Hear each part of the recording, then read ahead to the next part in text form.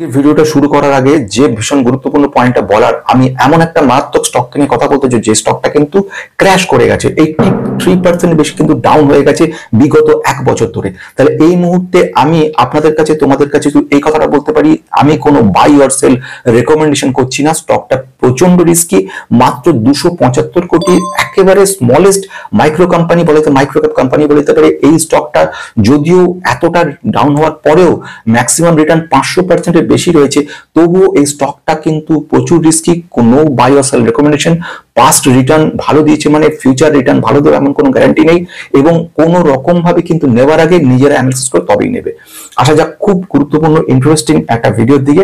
ভিডিওর মধ্যে details analysis করার চেষ্টা করেছি, কি করা উচিত এই মুহূর্তে, কেন এটা ডাউন রয়েছে, কেন এখন তাহলে কি করব, এবং আলটিমেটলি ফিউচারে কি করা যায়, সমস্ত কিছু নিয়ে আজকে আমাদের ইন্ডিয়ান স্টক মার্কেট আস্তে আস্তে ইমপ্রুভ করে চলেছে দেখতে পাচ্ছি, ক্রমাগত চেঞ্জ হচ্ছে।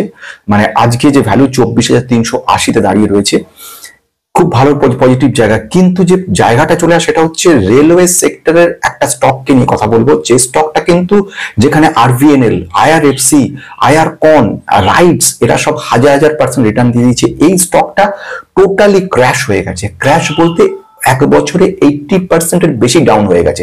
এমনই একটা স্টককে নিয়ে কিন্তু কথা বলতে চলেছে। স্টকটার যদি ফান্ডামেন্টাল কিরকম রয়েছে, এই যে ক্র্যাশ হয়ে গেছে, যারা যারা কিনেছিলে অজস্র অসংখ্য ভাবে আমাকে ফোন করেছো, কমেন্ট করেছে, জানতে চাইছে যে তাহলে এখন কি করা উচিত। ম্যাক্সিমাম তাদের কিন্তু লস রয়েছে, তারা তাহলে কি বলছে, লস বুক করে বেরিয়ে যাওয়া উচিত হবে। যেখানে রেলওয়ে সেক্টরে এতগুলো কোম্পানি রয়েছে, টিটাগড় রেলওয়ে দেখতে পেয়েছি এত ভালো পজিশন, আমরা জুপিটার ওয়াগনকে দেখেছি যথেষ্ট ভালো তাও রয়েছে, সেখানে একই রকম ভাবে রেলওয়ে ইনফ্রাস্ট্রাকচারের উপর কাজ করছে এমন কোম্পানিটা, যে কোম্পানির ফান্ডামেন্টাল কিন্তু ভালো রয়েছে, অথচ মারাত্মক রিস্কি কোম্পানি, 275 কোটি মার্কেট ক্যাপের কোম্পানি রয়েছে। এই কোম্পানির টোটাল ফান্ডামেন্টাল আজকে অ্যানালিসিস, তাদের SWOT অ্যানালিসিস করে আলটিমেটলি বোঝানোর চেষ্টা করবো, বলার চেষ্টা করবো আদৌ এখন বেরিয়ে যাওয়া উচিত কি উচিত না। ভিডিওর প্রথম পার্টে আমরা বলবো কোম্পানির বিজনেস কি, ডিটেলস যেটা জানা আপনাদের জন্য ভীষণ জরুরি। সেকেন্ড কথা যেটা বলবো, এরপরে অ্যানালিসিস গুলো করবো, SWOT অ্যানালিসিস। সেকেন্ড ওয়ান বলবো কেন এই স্টকটা পড়ে গেছে এত। তৃতীয়ত আমরা কি বলবো, লাস্ট ওয়ান এখন তাহলে কি করা উচিত। আমি যে স্টকটার কথা নিয়ে বলতে চলেছি, স্টকটার কি নাম, K&R railway engineering limited.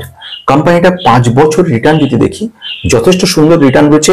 80% down হওয়ার পরেও আমরা দেখতে পাচ্ছি 536%, 536% ম্যাক্সিমাম রিটার্ন, এবং last 5 years return is 175% instead of প্রায় 80% ডাউন হওয়া সত্ত্বেও। এটা বোঝা গেছে। এইবারে এই স্টকটার 1988 সালে এই কোম্পানিটা স্থাপিত হয়। বেসিক্যালি কাজকর্ম রয়েছে প্রাইভেট রেলওয়ে সেক্টরের কোম্পানির যে সমস্ত কাজকর্ম বেসিক্যালি করে থাকে রেলওয়ে ইনফ্রাস্ট্রাকচারের উপর কাজ করে, যাকে বলে engineering, procurement, construction and commissioning এর উপর কাজকর্ম করা কোম্পানি যদি দেখে নিই, মার্কেট ক্যাপ এই মুহূর্তে রয়েছে 275 কোটির, ভেরি স্মল ক্যাপ কোম্পানি। এই একাধিক রেলওয়ে সেক্টর, রেলওয়ে লাইন তৈরি করা, ইলেকট্রিফিকেশন তৈরি করা, ব্রিজ তৈরি করা, মানে টোটাল ইনফ্রাস্ট্রাকচার একটা দুর্দান্ত কোম্পানি। রেলওয়ে সেক্টর ইমপ্রুভমেন্ট মানে কোম্পানির ইমপ্রুভমেন্ট। তাহলে এই যে কোম্পানিটা মারাত্মক risky company, risk to the power 100 বলা যেতে পারে। তার স্ট্রেংথ গুলো যদি বলি, 1 নম্বর স্ট্রেংথ যেটা রয়েছে সেটা হচ্ছে কিন্তু প্রচুর গভর্নমেন্ট সেক্টরের সমস্ত রেলওয়ে যেসব স্টক গুলো আছে, রেলওয়ে যে সমস্ত কাজগুলো আছে সেগুলোতে কাজ করে। সেকেন্ড ওয়ান কি কাজ করে, সেকেন্ড হচ্ছে সিগন্যালিং এর কাজকর্ম করা, টেলিকমিউনিকেশনের কাজকর্ম করা। মানে আলটিমেটলি কোম্পানিটা কিন্তু এদিক থেকে এক্সিলেন্ট কোম্পানি। প্রফিট গ্রোথ বিগত 3 বছরে 18.88% রেটে কিন্তু প্রফিট গ্রোথ হচ্ছে, এটা কিন্তু একটা পজিটিভ সাইন দেখাচ্ছে আমাদের। তৃতীয়ত যেটা বলি সেটা হচ্ছে এদের আলটিমেট এক্সপিরিয়েন্স ফ্রম 1988, তারা রেলওয়ে সেক্টরের এই সমস্ত কাজ করে তাদের এক্সপিরিয়েন্স লেভেলটা unbelievable level, very good level রয়েছে। কোম্পানি যদি আমি apart of their market cap যদি আমি না তাকাই বা তাদের ফান্ডামেন্টালটা না দেখি, আলটিমেট কোম্পানিটা যদি দেখে নিই শুধুমাত্র ফান্ডামেন্টালে এর যে এক্সপিরিয়েন্স, বলবো যে ভেরি গুড। এছাড়া কি রয়েছে, এছাড়া কোম্পানি প্রচুর অর্ডার বুক রয়েছে, হিউজ অর্ডার বুক এদের সঙ্গে রয়েছে। আমি যদি ডেটাটা বলার চেষ্টা করি, অ্যাপ্রক্সিমেট ডিসেম্বর 2024-এ 2995 ক্রোডসের একটা বড় বিশাল অর্ডার পাইপলাইন এদের মধ্যে রয়েছে, এর এক্সিকিউশন হচ্ছে। এবং এদের যে আরো কাজ রয়েছে, যেমন মেমোরান্ডাম অফ আন্ডারস্ট্যান্ডিং রয়েছে, এটা রয়েছে Indian port rail and ropeway corporation limited এদের সঙ্গে কিন্তু কাজকর্ম রয়েছে এবং কাজগুলোর মধ্যে বেশ কিছু জায়গায় ব্রিজ তৈরি করা রয়েছে, আদার ইলেকট্রিফিকেশনের কিছু কাজকর্ম, রেলওয়ে সেক্টর কনসেন্ট্রেটেড সমস্ত কাজ কিন্তু এরা রয়েছে। যদি 2025 সাল রিসেন্ট কথা বলি, জানুয়ারি ফেব্রুয়ারির মধ্যে 110 কোটি টাকার কিন্তু অর্ডার এসছে, 275 কোটির মার্কেট ক্যাপের কোম্পানিটার একটা প্রায় 3000 কোটির উপরে অলরেডি অর্ডার পাইপলাইন রয়েছে, প্লাস রিসেন্টলি 110 কোটি টাকার প্রেজেন্ট অর্ডার এসছে।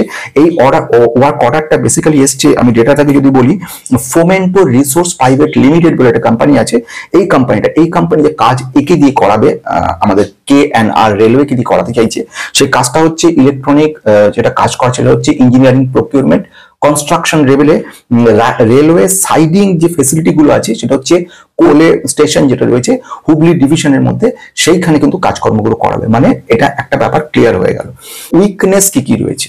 প্রথম উইকনেস যেটা বলবো, উইকনেসও বলবো প্লাস কেন পড়ে গেছে সেটা দুটোকে একসঙ্গে নিয়ে কথা বলবো। উইকনেসের কথা যদি বলি, রেভিনিউটা খুব ভোলাটাইল, অর্থাৎ কখনো বাড়ছে কখনো কমছে, আমরা বিগত ইতিহাসে একই কথা বলে আসছে, ফলে দেখতেই পাচ্ছ এবারের ব্যাপারটা কি হয়েছে। মার্কেট ক্যাপ ফ্ল্যাকচুয়েশন করছে, বাড়ছে কমছে, কখনো 275 থেকে 500 চলে যাচ্ছে, 500 থেকে 200 চলে আসছে। এই ফ্ল্যাকচুয়েশনটা আলটিমেটলি ইনভেস্টরদের যে সেন্টিমেন্ট সেটাকে কিন্তু ক্ষতিগ্রস্ত করে। এদের যে রেজাল্ট, আমরা গত কোয়ার্টার রেজাল্ট Q3 তে দেখেছি, সেখানে রেজাল্ট কিন্তু যথেষ্ট ডাউন, 5.76%। এদের কোয়ার্টার ডাউন হয়ে গেছে, ডাউন ট্রেন্ড মার্কেট রয়েছে।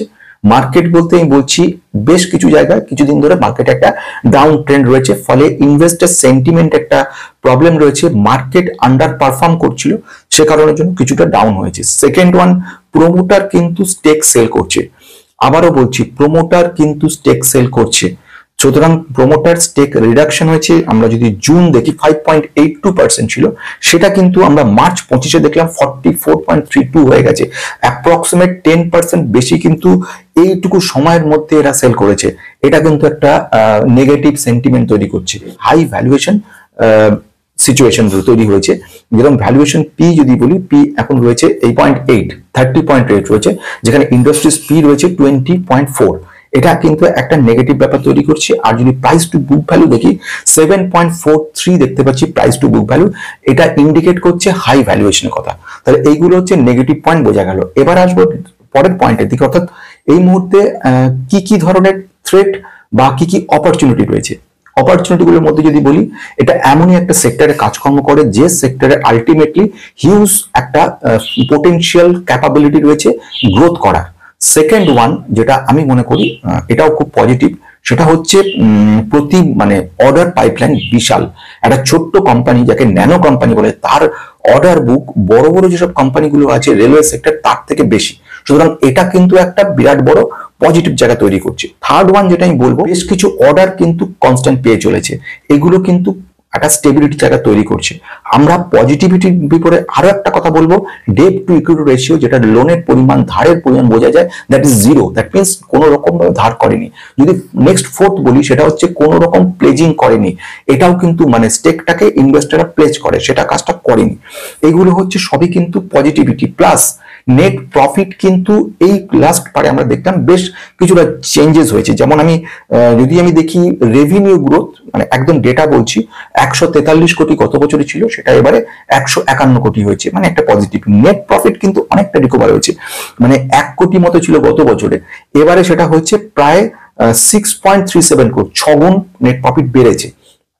অথচ যদি কোয়ার্টার কম্পেয়ার করি, কোয়ার্টারে কিন্তু নেট প্রফিট কমেছে, এটা একটা বোঝা গেল, কিন্তু ইয়ার অন ইয়ার বেসিসে অনেকটা পজিটিভ ইমপ্রুভমেন্ট করেছে। এবারে আসবো যে পয়েন্টের দিকে, সেই পয়েন্টের দুটো কিন্তু থ্রেট আমরা দেখতে পাচ্ছি। এক নম্বর থ্রেট হচ্ছে রেগুলেটরি চেঞ্জেস।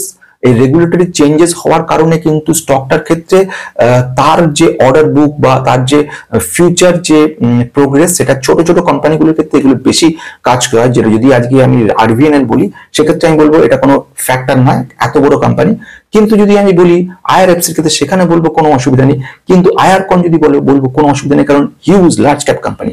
কিন্তু ন্যানো ক্যাপ টাইপের কোম্পানির ক্ষেত্রে কিন্তু এইগুলো রেগুলেটরি চেঞ্জেস বা অ্যাডভাইজারি চেঞ্জেস গুলো আলটিমেটলি কিন্তু প্রবলেম ফেলে দেয়। সেকেন্ড ওয়ান, পলিসি চেঞ্জেস গুলো ওদের মধ্যে ইম্প্যাক্ট পড়ছে, মাঝে মাঝে ওদের মধ্যে কিছু পলিসি গুলো চেঞ্জেস হচ্ছে, এগুলো ইম্প্যাক্ট পড়ছে কিন্তু তাদের প্রফিটেবিলিটি। আরেকটা কথা যেটা বলবো সেটা হচ্ছে কম্পিটিটিভ ইন্ডাস্ট্রি ল্যান্ডস্কেপ, অর্থাৎ কম্পিটিটিভ একটা ব্যাপার থেকে যাচ্ছে। যখনই রেলওয়ে ইনফ্রাস্ট্রাকচার কথা আসছে, আরভিএনএল অর্ডার চাইছে এবং সঙ্গে সঙ্গে KNR রেলও আসছে। ন্যাচারালি আরভিএনএল অর্ডার বেশি পাচ্ছে, তুলনামূলক কম পাচ্ছে। কিন্তু এইবারে আসছি ফাইনাল কথাতে কি করব। বেসিক্যালি আমি আমার পয়েন্ট অফ ভিউ থেকে যদি বলতে পারি, কোম্পানিটার ফিউচার গ্রোথ কিন্তু খুব সুন্দর রয়েছে।